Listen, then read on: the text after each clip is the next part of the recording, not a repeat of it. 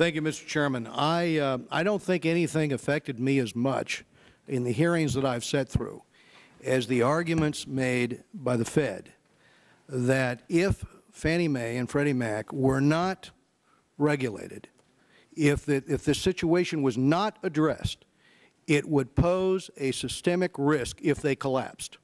And the worry on the part of the Fed was that we would do nothing, those institutions would collapse, and behind them it would bring other financial institutions.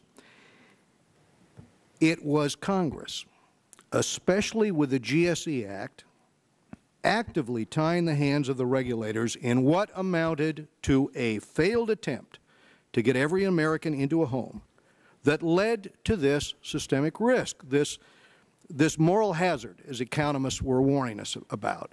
And the case in point, if we go through with Fannie Mae and Freddie Mac, they were at the center of the housing market. They were largely responsible for the proliferation of subprime and Alt-A mortgages throughout the financial system.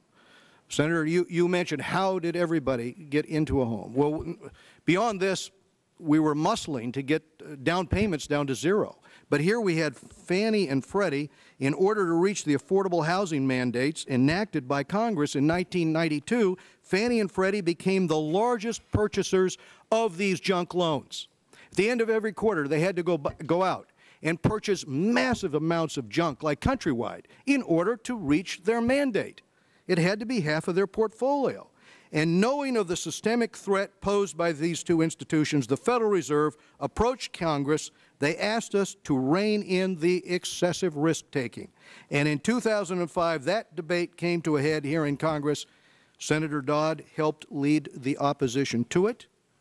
Under the leadership of Chuck Hagel and Richard Shelby, Senate Republicans passed a bill through the Banking Committee that attacked the heart of the problem, the excessive buildup of leverage and risk within the mortgage portfolios. Now, that bill was written by the Fed. At that point in time, these institutions were leveraged through arbitrage at 100 to 1. This was the warning that the Fed was giving us about the pending collapse in the financial system if this was not addressed. As the Wall Street Journal reported in 2006, the White House, Treasury Department, and Federal Reserve lined up behind Mr. Shelby and Senate Republicans, but he was never able to bring this bill to the floor because of opposition from Democrats. Now, I carried the amendment on the House side. But, you know, Mr. Frank's comments from September 2003 sums up one line of argument. Quote, I do not want the same kind of focus on safety and soundness that we have in OCC and OTS. I want to roll the dice a little bit more in this situation towards subsidizing housing. Well, I'd like to go to something President Clinton said. He said in 2008, I think the responsibility that the Democrats have may rest more in resisting any efforts by Republicans in the Congress or by me when I was President to put some standards and tighten up a little on Fannie Mae and Freddie Mac. Our housing market, our financial sector, and the broader economy are dealing with the consequences of that very systemic shock that the Fed warned us about. Were there other problems? Yes. But this was the systemic shock that they anticipated, warned about, and that we did not take action against. And going forward, no regulatory reform effort is going to be complete or effective without addressing the two institutions most responsible for the collapse of the housing market. Despite what some may claim, we are not advocating for the elimination of the GSEs tomorrow.